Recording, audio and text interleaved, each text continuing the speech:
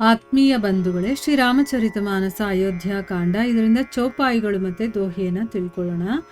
ತೇಯಿ ರಘುನಂದನು ಲಖನು ಸಿಯ ಅನಹಿತ ಲಾಗೆ ಜಾಹಿ ತಾಸು ತನಯ ತಜಿ ದುಸಹ ದುಃಖ ದೌ ಸಹಾವೈ ಕಾಹಿ ಸುನಿ ಅತಿ ಬಿಕಲ ಭರತ ಬರಬಾನಿ ಆರತಿ ಪ್ರೀತಿ ಬಿನಯ ನಯ ಸಾನಿ शोक मगन सब सभा खभारू मनहु कमल बन परेवु तुसारू कही अनेक विधि कथा पुरानी भरत प्रबोधु कीन्ह मुनि ज्ञानी बोले उचित बचन रघुनंदु दिनकर कुल कैरव बन चंदु तात जाय जिय करहु गलानी ईस अधीन जीव गति जानी तीनी काल तिभुवन मत मोरे पुण्य सिलोक तात तर तोरे उर आनत तुम्ह पर कुटिलाई जाई लोक परलोक नसाई दोसु देहि जननिहि जड़तेई जिन्ह गुरु साधु सभा नहीं ಸೇಯಿ. ಇವು ಚೌಪಾಯಿಗಳು ಮತ್ತು ದೋಹೆ. ಈಗ ಇದರ ಅರ್ಥವನ್ನು ತಿಳ್ಕೊಳ್ಳೋದಕ್ಕೆ ನಾವು ಪ್ರಯತ್ನ ಮಾಡೋಣ. ಇಲ್ಲಿ ತುಳಸಿದಾಸರು ಹೇಳ್ತಾರೆ, ಭರತ ರಾಮನ ಗುಣಗಾನ ಮಾಡ್ತಾ ಹೇಳ್ತಾ ಇದ್ದಾನೆ.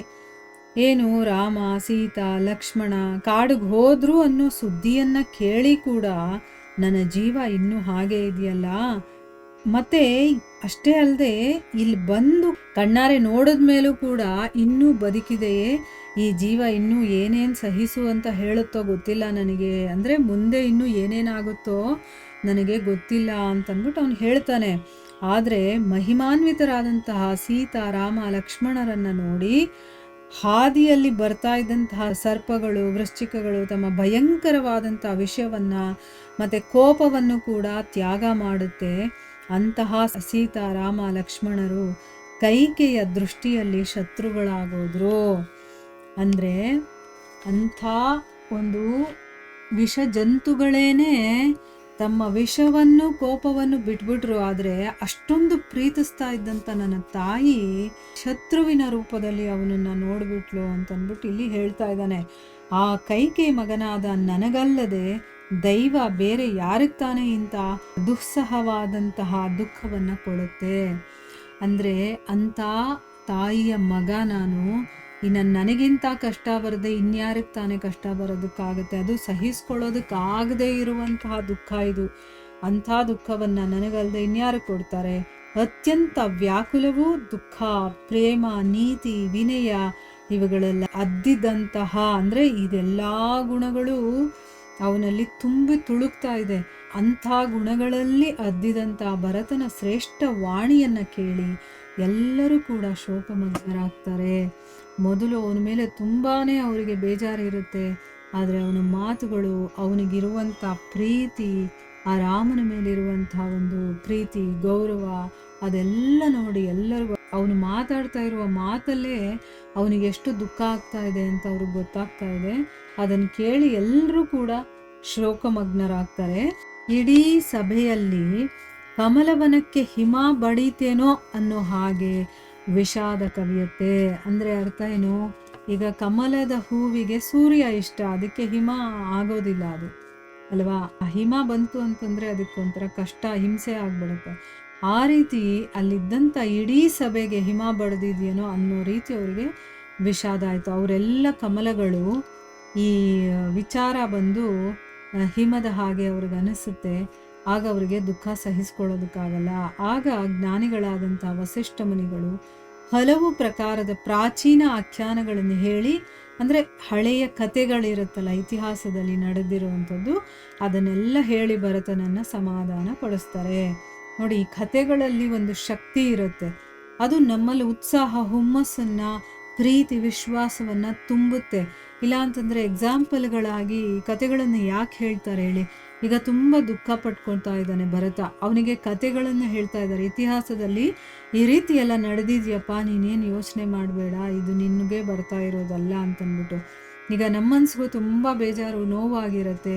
ಏನೋ ಒಂಥರ ಒಂಟಿ ಅನಿಸುತ್ತೆ ಅಂತ ಇಟ್ಕೊಳ್ಳಿ. ಆಗ ಯಾರಾದರೂ ಬಂದು ನಮಗೆ ಯಾವುದಾದ್ರೂ ಒಂದು ಎಕ್ಸಾಂಪಲ್ ಮೂಲಕ ಒಂದು ಕಥೆನ ಹೇಳಿದಾಗ ನಮಗೂ ಕೂಡ ಆ ಒಂದು ಧೈರ್ಯ, ಸ್ಥೈರ್ಯ, ಹುಮ್ಮಸ್ಸು ಎಲ್ಲ ಬರುತ್ತೆ. ಅಂದರೆ ನಮ್ಮಲ್ಲಿದ್ದಂಥ ಆ ಒಂದು ಭಾವನೆ ಹೊರಟೋಗಿ ನಮಗಿನ್ನೂ ಒಂದು ಪಾಸಿಟಿವಿಟಿ ಅನ್ನೋದು ಬರುತ್ತೆ. ಅದಕ್ಕೆ ಕಥೆಗಳನ್ನು ಕೇಳಬೇಕು ನಾವು.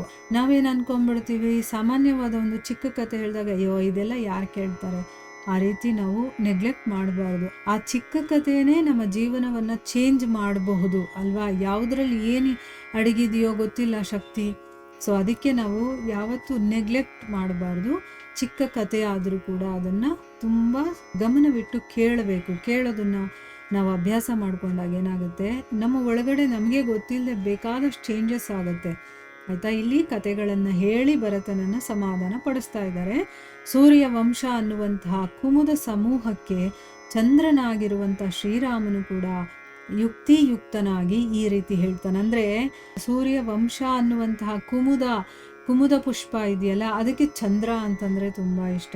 ಆ ಚಂದ್ರನಾದಂತಹ ಶ್ರೀರಾಮ ಏನು ಮಾಡ್ತಾನೆ, ಯುಕ್ತಿಯನ್ನು ಅಂದರೆ ಆ ಸಮಯಕ್ಕೆ ಹೇಗೆ ಮಾತಾಡಬೇಕೋ ಆ ರೀತಿಯಲ್ಲಿ ಹೇಳ್ತಾನೆ.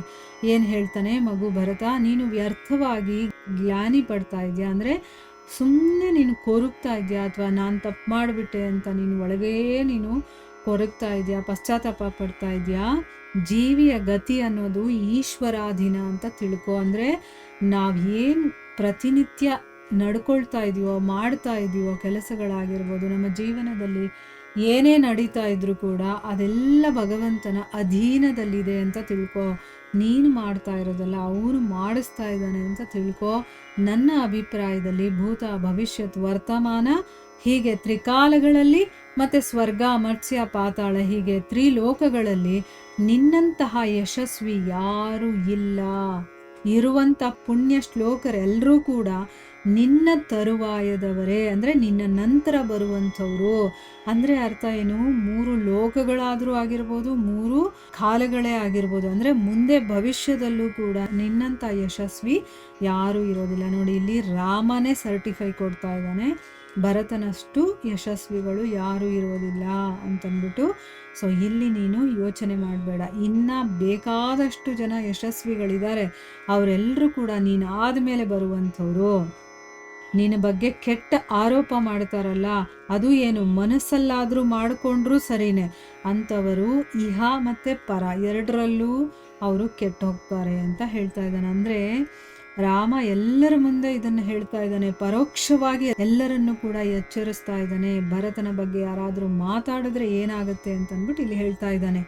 ಅಂದರೆ ಆ ಭರತನ ಬಗ್ಗೆ ಬೇಕಾದಷ್ಟು ಜನ ಬೇಕಾದಷ್ಟು ರೀತಿಯಲ್ಲಿ ಮಾತಾಡ್ಕೊಳ್ತಾರೆ. ಕೈಕೆಯನ್ನು ಕೂಡ ಬೇಕಾದಷ್ಟು ರೀತಿಯಲ್ಲಿ ಬೈಕೊಳ್ತಾರೆ. ಅಮ್ಮ ಮಗ ಸೇರ್ಕೊಂಡು ಹೀಗೆ ಮಾಡಿಬಿಟ್ರು, ಕೈಕೆ ಹಾಗೆ ಮಾಡಿಬಿಟ್ಲು, ಭರತ ಅಣ್ಣನನ್ನೇ ಕಾಡಿಗೆ ಕಳಿಸ್ಬಿಟ್ಟ ಅಂತೆಲ್ಲ ಬೇಕಾದಷ್ಟು ಮಾತಾಡ್ತಾರಲ್ಲ. ಅದಕ್ಕೋಸ್ಕರ ಇಲ್ಲಿ ನಮ್ಮ ಮನಸ್ಸಲ್ಲೂ ಆ ರೀತಿ ಬರ್ಬೋದಲ್ವಾ, ನಾವು ಕೇಳ್ತಾ ಇರೋರ ಮನಸ್ಸಲ್ಲೂ. ಅದಕ್ಕೆ ಇಲ್ಲಿ ರಾಮ ಎಚ್ಚರಿಕೆಯನ್ನು ಕೊಡ್ತಾ ಇದ್ದಾನೆ. ಭರತ ನನಗೆ ತುಂಬ ಸಮೀಪವಾಗಿರೋನು, ತುಂಬ ಪ್ರೀತಿಸುವಂಥವನು, ಅವನಷ್ಟು ಯಶಸ್ವಿಗಳು ಬೇರೆ ಯಾರೂ ಇರೋದಿಲ್ಲ. ಅವನನ್ನು ಯಾರಾದರೂ ಹೊರಗಡೆಯಿಂದ ಹೇಳೋದಲ್ಲ, ಮನಸ್ಸಲ್ಲಿ ಯೋಚನೆ ಮಾಡಿದ್ರು ಅವನ ಬಗ್ಗೆ ಕೆಟ್ಟದಾಗೇನಾದರೂ, ಅವರು ಈ ಲೋಕ ಅಲ್ಲ ಪರಲೋಕದಲ್ಲೂ ಕೂಡ ಅವರಿಗೆ ಕೆಡಕನ್ನೋದು ಹಾಗೇ ಆಗುತ್ತೆ ಅಂತಂದ್ಬಿಟ್ಟು ಹೇಳ್ತಾರೆ. ಗುರುಗಳ ಮತ್ತು ಸಜ್ಜನರ ಸೇವೆ ಯಾರು ಮಾಡಿರೋದಿಲ್ವೋ ಅಂಥ ಮೂರ್ಖರು ಮಾತ್ರ ಕೈಕೆ ಮೇಲೆ ದೋಷಾರೋಪಣೆಯನ್ನು ಮಾಡ್ತಾರೆ. ಅಂದರೆ ಇಲ್ಲಿ ರಾಮ ಹೇಳ್ತಾ ಇದ್ದಾನೆ, ಭರತ ಮತ್ತು ಕೈಕೆಯನ್ನು ಮನಸ್ಸಲ್ಲೂ ಕೂಡ ಕೆಟ್ಟದಾಗಿ ಅವ್ರ ಬಗ್ಗೆ ಹೇಳಬಾರ್ದು, ಆ ರೀತಿ ಯೋಚನೆ ಕೂಡ ಮಾಡಬಾರ್ದು ಅಂತ ಹೇಳಿ ಅಲ್ಲಿದ್ದವರ ಮನಸ್ಸನ್ನೆಲ್ಲ ಶುದ್ಧಪಡಿಸ್ತಾನೆ. ಅಂದರೆ ಭಗವಂತ ಬೇರೆಯವ್ರ ಮನಸ್ಸಲ್ಲಿ ಈಗ ಕಲ್ಮಶ ತುಂಬಿದೆ ಅಂತ ಗೊತ್ತು, ಅದನ್ನು ಕ್ಲಿಯರ್ ಮಾಡಬೇಕು, ಅವರನ್ನು ಶುದ್ಧ ಮಾಡಬೇಕಲ್ವ. ಅದಕ್ಕೋಸ್ಕರ ಇಲ್ಲಿ ಎಚ್ಚರಿಕೆಯನ್ನು ಕೊಡ್ತಾನೆ. ಇಲ್ಲಿ ಭಗವಂತ ಸ್ವಯಂ ಹೇಳ್ತಾ ಇದ್ದಾನೆ, ರಾಮ ಸ್ವಯಂ ಹೇಳ್ತಾ ಇದ್ದಾನೆ ಅಂತಂದಾಗ ಅವರು ಅದನ್ನು ಕ್ಲೀನಾಗಿ ಪಾಲನೆ ಮಾಡ್ತಾರೆ. ಅವಾಗ ಅವ್ರಿಗೂ ಭಯ ಬರುತ್ತೆ, ಹೌದು ನಾವು ಭರತನ ಬಗ್ಗೆ ಈ ರೀತಿ ಯೋಚನೆ ಮಾಡಬಾರ್ದು ಅಂತಂದ್ಬಿಟ್ಟು. ಆಮೇಲೆ ಅವನ ಒಂದು ಶ್ರೇಷ್ಠತೆಯ ಬಗ್ಗೆ ರಾಮನೇ ಮಾತಾಡ್ತಾ ಇದ್ದಾನಲ್ವಾ, ಜನರಿಗೆ ಇದು ಕೂಡ ಅವನ ಬಗ್ಗೆ ಗೌರವ ಬರುತ್ತೆ. ಆಮೇಲೆ ಕೈಕೆ ಬಗ್ಗೆನೂ ಕೂಡ, ಯಾಕಂದರೆ ಇದೆಲ್ಲ ವಿಧಿಯ ಆಟ, ಅವನು ಆಡಿಸ್ದಂಗೆ ನಾವು ಆಡ್ತಾ ಇದ್ದೀವಿ ಅಲ್ವಾ. ಅದರಿಂದ ಇವರಿಬ್ಬರನ್ನೂ ಕೂಡ ಯಾರು ಏನು ಬೈಕೋಬಾರ್ದು, ಕೆಟ್ಟದಾಗಿ ಯೋಚನೆ ಕೂಡ ಅವ್ರ ಬಗ್ಗೆ ಮಾಡಬಾರ್ದು ಅಂತಂದ್ಬಿಟ್ಟು ಇಲ್ಲಿ ರಾಮ ಹೇಳ್ತಾ ಇದ್ದಾನೆ. ಇಲ್ಲಿಗೆ ನಾವು ನಿಲ್ಲಿಸೋಣ. ಹರೇ ಕೃಷ್ಣ.